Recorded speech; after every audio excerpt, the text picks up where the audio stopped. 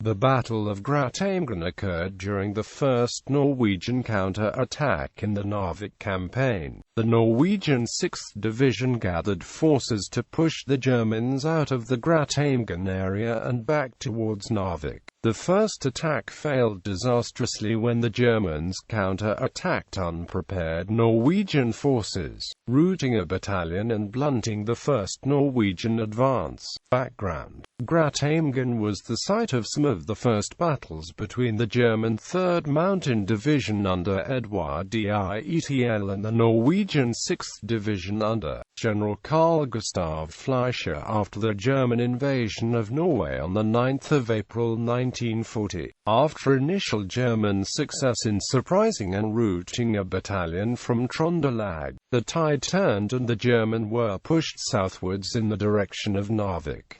German invasion and Norwegian counterattacks, transported by 10 destroyers from the Kriegsmarine. The German task force under command of General der Infantry Edward-the had occupied Narvik and the important military depots at Elvegardsmoen in the early hours of 9 April 1940.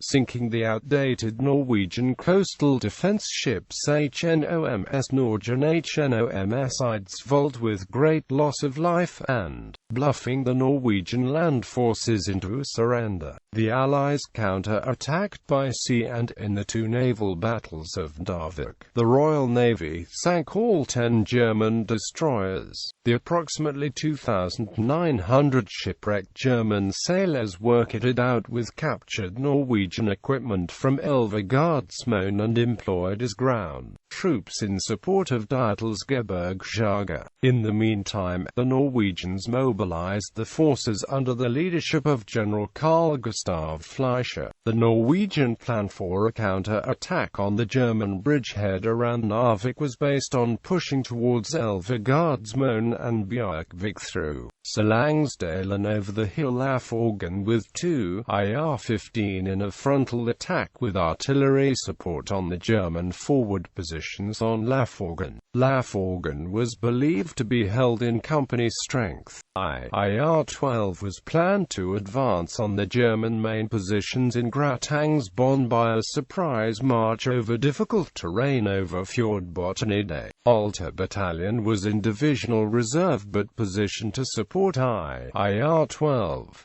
The battle. On 24 April, the 2 IR-15 started its attack on Lafforgen, but due to extreme weather conditions and German resistance the attack was repulsed. The Germans, however, decided to abandon the positions on Lafforgen and Gratangen. In the foul weather, this went unnoticed by the 2 IR-15.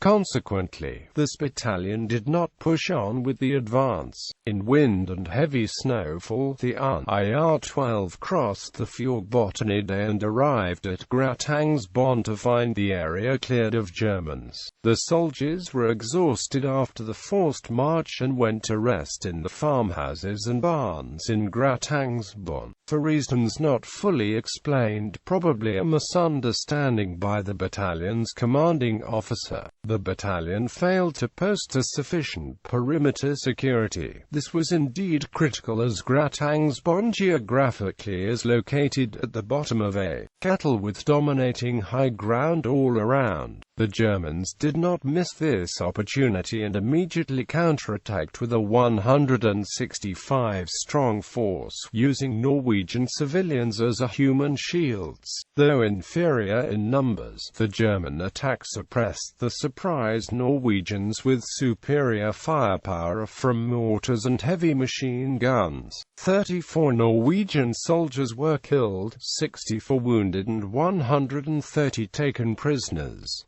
Officer losses were heavy. 3 out of 5 company commanders were killed in action, 1 wounded. The 5th was ill with snow blindness and did not take active part in the battle. The Germans suffered only 6 soldiers killed, 16 wounded and 3 missing.